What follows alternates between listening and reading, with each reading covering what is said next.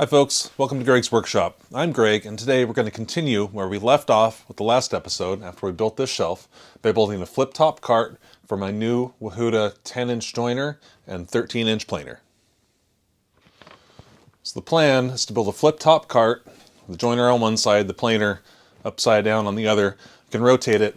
The theory is that you generally use the joiner to do all the first two edges, then you use the planer to do a third edge, and then you take it to the table saw for the fourth edge. So the idea would be that there's a stack of lumber, run it all through here first, flip the cart over, run it all through there.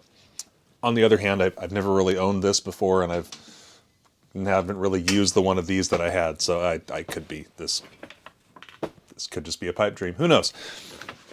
I actually drew a plan this time. You can see there. It's hand-drawn on the back of a Home Depot paper bag. It's not to scale and it's subject to change, but it's more of a plan than I usually start out with. Let's get going.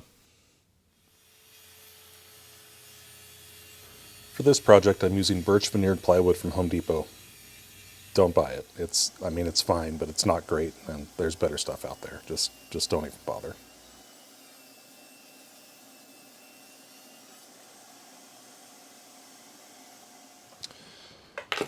I've got all my panels cut. I've got the outer sides, the inner sides, both faces of the flip top itself, as well as the base cut. I'm going to stack kind of behind me. I can't really see it on the camera. That's okay. So these are the inner sides. This is where we're going to be drilling holes and cutting slots. This flip cart's going to be a little bit different than a lot of the other ones you see where they have a captured pipe. What I'm going to do is drill a hole, cut a slot on the bandsaw on both of these. Then these will be laminated up to the outer side, so the sides themselves will each be 1.5 inches thick, 2 layers of this 3/4. Get a router in there, cut it down about halfway through the outer layer so that I can lift the whole flip top up and out if I want to. With those tools on, it's going to be pretty close to 200 pounds, so it's not going anywhere unless I really, really want it to. So I think that'll be safe. So first thing we need to do is find our center. I've got the camera just about as close as my iPad will allow. So I've got this center line mark right here, so it's equidistant from both sides. I'm going to take my square, I'm going to draw a line down straight on that mark. So that'll be our center line. So we're going to come down 1 inch, because I'm going to have 1 inch of the side sticking up, just so that I have some extra in case I need to make any changes or anything, because I tend to measure wrong. And then we're going to come down another 1.5 inches beyond that. So 2.5 inches altogether, which will be right there. So that'll be the center of our pivot hole.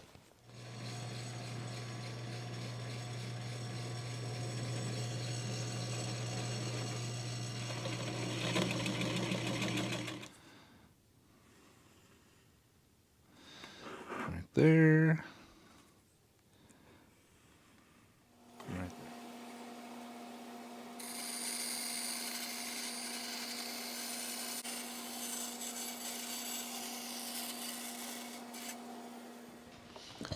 So the plan is to take this outer side, see, no notch cut in it, smear it with glue, flip this over, it's the inner side, see the notch, tack it together with some brads, then do the other one, tack it together with some brads, make sure everything's nice and perfectly just exactly where it needs to be aligned, and clamp it up overnight. Let's get some glue spread.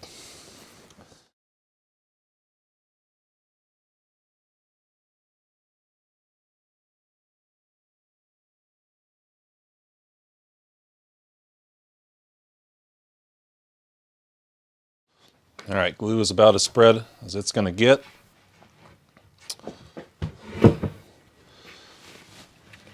Get these two pieces together. I'm going to make very, very, very sure that everything is lined up just as perfectly as I can get it, because I really don't want to rip this down. I don't have to cut this. I probably should have left it a little big so I didn't have to worry about that, but I didn't, so here we are.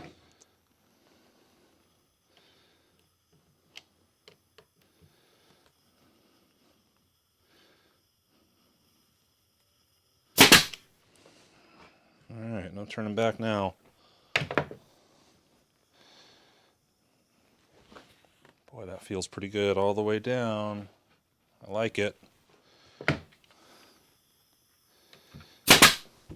right, lamination went well. Got pretty good glue squeeze out around the edges. I've already scraped off most of it. I'm going to sand the rest after assembly. So the next thing to do is to extend this notch down about halfway through the second sheet of plywood. So what I've got is I have my top router, or excuse me, top bearing router bit set about 1.25 inches depth, so it'll go just about halfway through that second sheet. We'll just use that existing slot as a template and get that cut.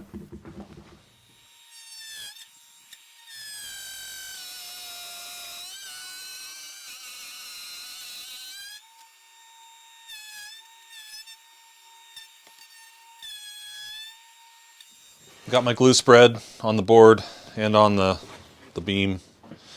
I've got my 90-degree clamps set up here. That'll keep everything nice and tight at 90 degrees. And before I drive those first screws, I'm going to put these clamps on the end here. Make sure it doesn't move sideways when I put that first screw in.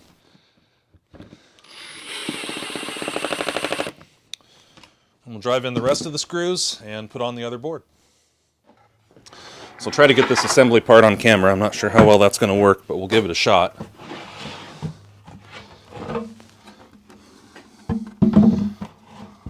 Got a bunch of glue smeared on there. Get that guy tucked in there, nice and tight. And start off by putting some screws in the very outside edges. So with the pocket screws, it should suck it kind of up that way a little bit, which is what we want. We want it in there, in that pocket, nice and tight. So we'll hit one right here. Ooh, that's not good. Ah, we're good. Okay. There's one. I'm going to up the speed on this because that seems to be a limiting factor. I'm getting the screws in there properly.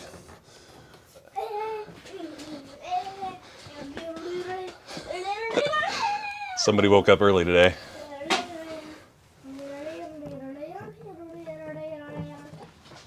Got the carcass put together. Pretty close to square. This top is in about 1/8 of an inch from the bottom, which is just fine. When I do the flip top, actual top, I'm going to put a washer on each side. That should spring it out, hold everything nice and tight. I did forget to put glue under here on all these. My bad. I think it'll be fine. I've got all my screws in on all the diagonal braces. I've got it on the seam down there. You can see I've added these blocks right here and back here where you can't see. I'm going to have the casters underneath here.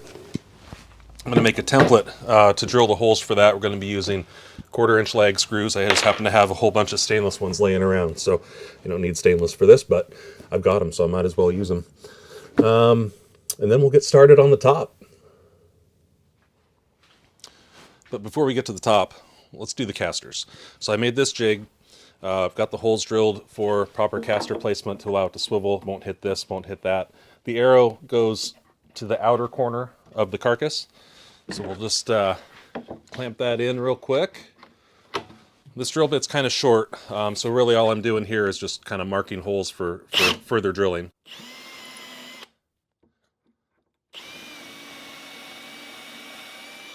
And kind of starting them as far as straightness goes.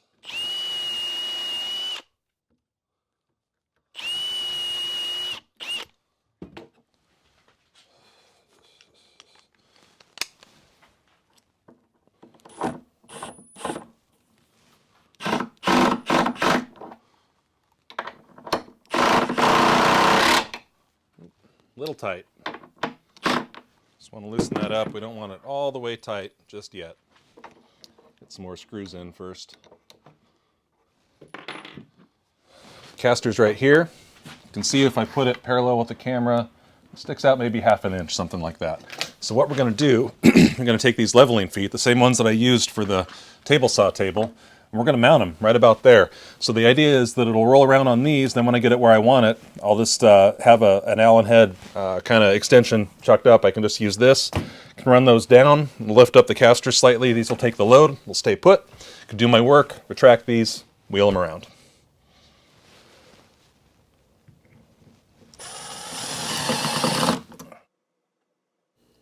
So you can see here I'm assembling the top.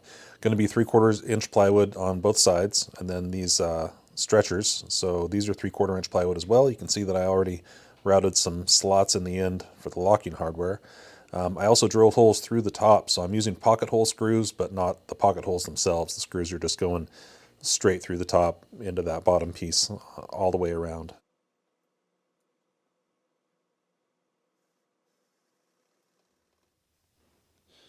Show you what I got for the latches. Got a layer of 1/2 inch plywood, another layer of 1/2 inch plywood with a notch cut out for the eye bolt and a spacer. Knob right there. It's going to go on there. Then it'll swing out and then swing into a slot that I've yet to cut on the carcass, on the main cart. And then another piece will go right there. I'm just going to glue and brad nail these. Then that next layer will go over, secure it all. For going through the middle of that, I'm going to have this sheet metal screw come up from the bottom, about like that. That'll work out just fine. I've got 1.5 inch tall stretchers here and all the way across. And then for the pivot, I'm actually going to use 1/2 inch steel pipe. I know EMT conduit is kind of the YouTube standard, but with this much length and this much weight, I wanted a heavier duty pipe. So that's what I got. I'll get these other corners done, and I'll get the other side on and get it flipped over and get it installed. Take a step back for a minute. I almost forgot to put the blocking in. Got to have blocking to put lag bolts through. I'm going to be using some lags for this. I could 3-bolt it, in which case I still need blocking. So I already marked out all those spots of where the mounts are going to be, and got just enough blocking to make it work and clear that pipe down the center. All right, moment of truth. The top is sprung in just slightly, so I might have to spread it a little bit. But it looks like, oh, look at that. Spins freely. Man, life is good. Yeah, I like that. That works great. So I need to get the tools mounted.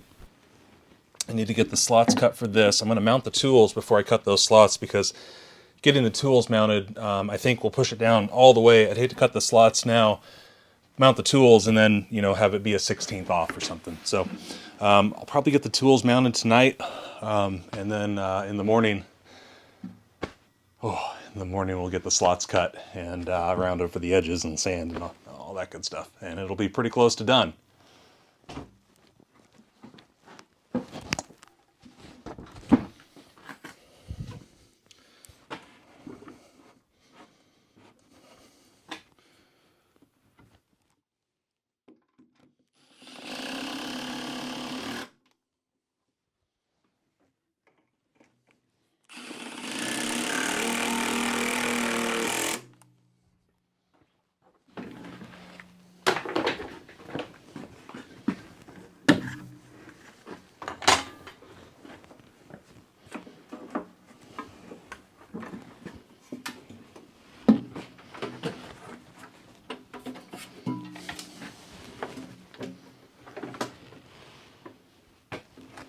Very nice. A little bit of a weight mismatch there with the planer being centered and the joiner being, by necessity, more this way. But once I get the locks in, everything should be just fine. See where its happy place is. Yeah, right about there. All right, it's the next morning. I got a little bit of sleep. Good to go to finish this project, I think. The first thing I need to figure out is how to keep this in place so that I can get some good marking going on. I was trying to figure out a way to put clamps on the underside, but then they slip because of the weight and so on. F-style clamp on what we might call the light side. That way, I can do kind of a fine adjustment with the thread here and get it just perfectly level across. What I want to do is I want to transfer, ideally, the center line of this slot over to here. And I'll turn the corner here, do the same we'll do it on all four corners. Now that we have that line transferred, to measure the depth of this notch, so it's 1 3/4 inches. It's a 1/2 inch slot, so minus a 1/4 inch, right? 1/2 inch slot? Nope, 3/8 slot, my bad. So 1 1/4 inches minus 1/2 of 3/8, which is 3/16. So that leaves us with 1 9/16. It's going to be the center of our hole over here. Hope my head's not in the way. It's not. Perfect. Okay, so I'm going to drill that hole out. I'm going to get my circular saw. I'm going to cut, well, first we'll drill the hole out, then we'll get lines drawn, we'll get my circular saw in here, and we'll cut it just as far as we can go, and then we'll come back with a jigsaw and hopefully cut the rest of the slot out. So I'm using a drill guide. This is a hardened steel sleeve. Have it clamped here. It's perfectly centered in the hole. You can't really see that on camera, but trust me, it's there. So we'll drill this first hole.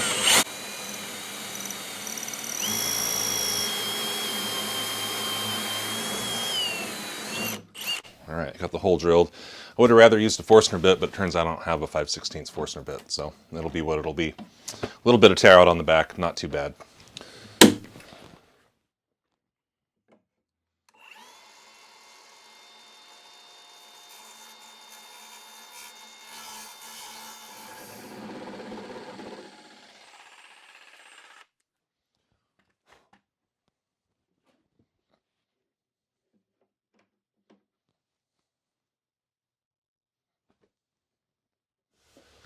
Well, I had to kind of pause on working on this to get ready for Christmas. You know, Christmas presents, built some cool stuff for some folks that I love. Now it's time to get back and finish this. So, also, spoiler alert, this thing and this thing work great. They're really great. The cart works exactly how I want it to. It's great. I'll give you a little more detailed tour after we finish this part. Anyhow, we need to do electrical. Right now, these just have their own cords and they plug into the wall and they're not very long. And, you know, most of these power tools these days, they just don't have, you know, like 6-foot cords. It's just not long enough. So we're going to put an electrical box here to plug this in. Then we're going to run a wire in here and put a flush mount outlet down here for the planer.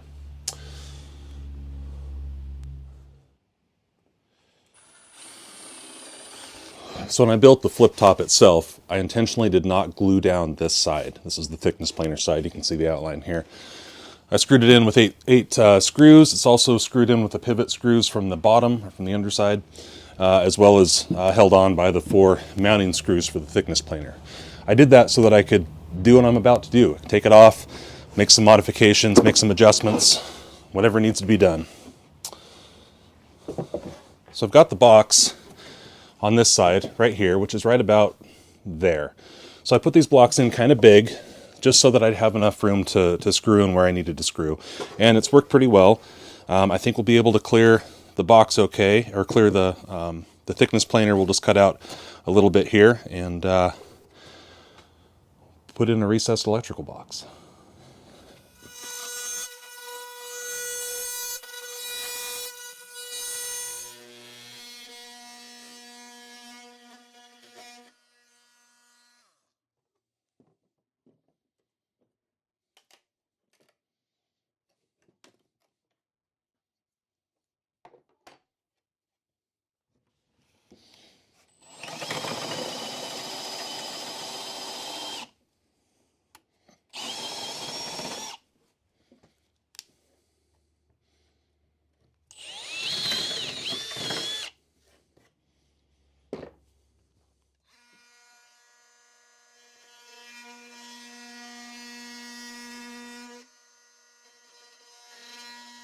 So now I have my notch cut for my box.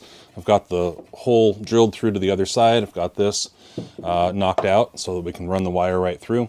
So the next step is going to be to get this box secured and make sure it's at the proper height. Right at just a hair under 3/4 on that thickness. Let's see where we're at here. 5/8. So really, I just need to shim it up maybe 1/8 of an inch, maybe a little more. Yeah, shim it up about 1/8 of an inch, get it secured.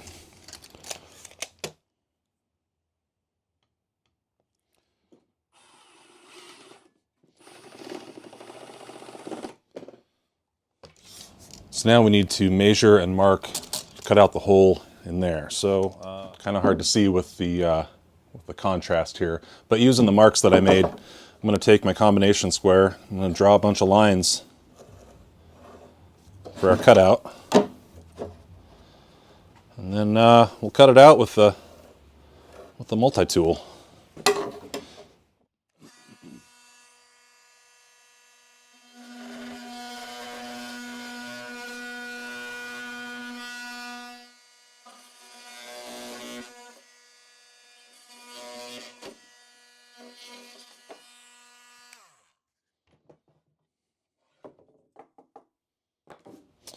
Moment of truth. Does it fit? Boy, that looks pretty good. I like it. Hung up on something. What are we hung up on?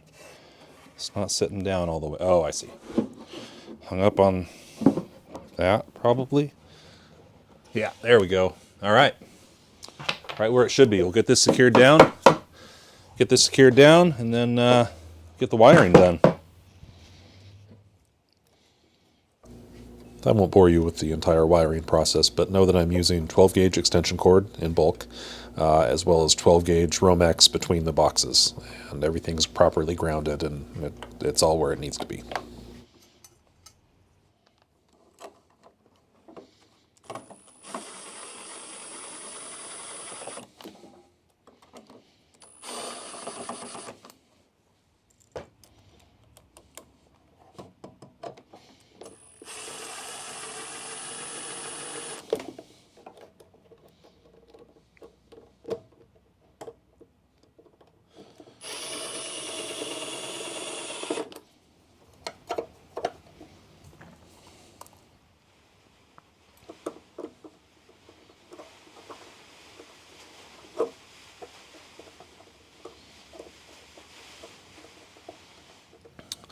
So to get this plugged in, I cranked the cutter head all the way up, max height, brought it down, coiled it up, secured it with a couple EMT clamps, put the plug in with a little loop. I'll probably do a 90-degree, maybe. I don't know if that'll clear or not. But you can see that clears just fine. We have all the extra slack we need, and the slack is going this way, so as I crank it down, it's going to shoot out this way and not get in the way of the board. Here's the last of the electrical. Got the box, got the tool cord coiled up, nicely secured. Extension cord comes over here. That's just a piece of plywood with some 1/2-inch PVC couplers to space it off, a couple of screws. Got to figure out a better way to secure this, probably some sort of a clip or something up here. I'll just have to figure that out later. But the electrical's done. Let's take a final tour of this thing. And here we have the completed cart. Wahuda 10-inch joiner on top, 13-inch planer on the bottom. You can see I have all my tool storage lined up, all the Allen wrenches that I need, the T-handled Torx bit for the blade changes on both machines. They both use the same. I have an extension with a ball end Allen wrench for the leveling feet. Got my 1, 2, 3 blocks to make sure the fence is square every time I use it, and then I have storage for the 4 stove bolts that hold the dust shroud onto the planer. Come around the back side here. As you just saw, got all my electrical lined out, sorted, perfect.